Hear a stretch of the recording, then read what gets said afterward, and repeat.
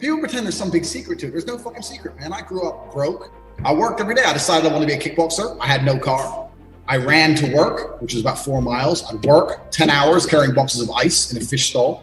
I'd run to the gym from there about 3 miles. I'd train 3 hours, and I'd run home to 6 miles. And that was it. There's no secret. People say, fucking, I want to do it or you don't. And people say to me, oh yeah, but you must have got this luck. No luck, nothing. I went and I trained and I started winning. And that's how I started to make money. I was always focused. I never fucked up my life. I never went to jail. I never fucking drunk too much. I never took drugs. I never did none of that dumb shit. I was always on track. I always knew what I had to do. If you're militant enough about your goals and you stay on track, you're going to succeed. Someone messages me and says, Tate, I'm overweight. I want to be in good shape. What do I do?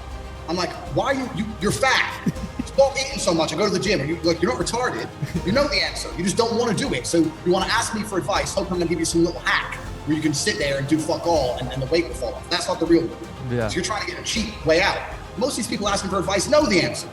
They know the answer. They just don't want to do it. The easy path doesn't exist. So, if you want to be muscly, you go to the fucking gym.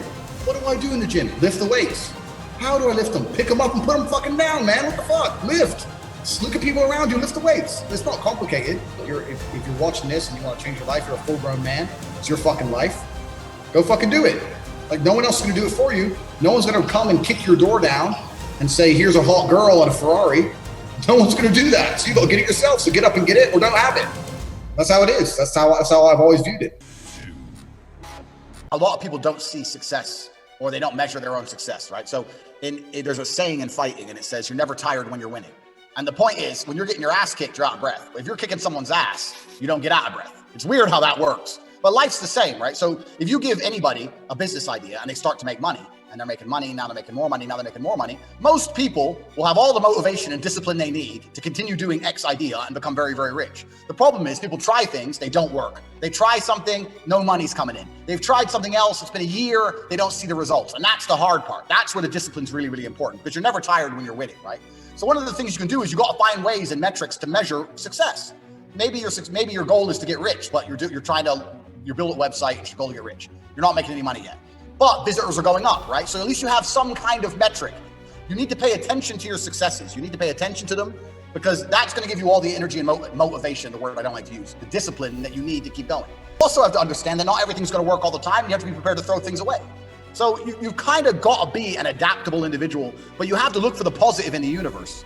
And I really mean that.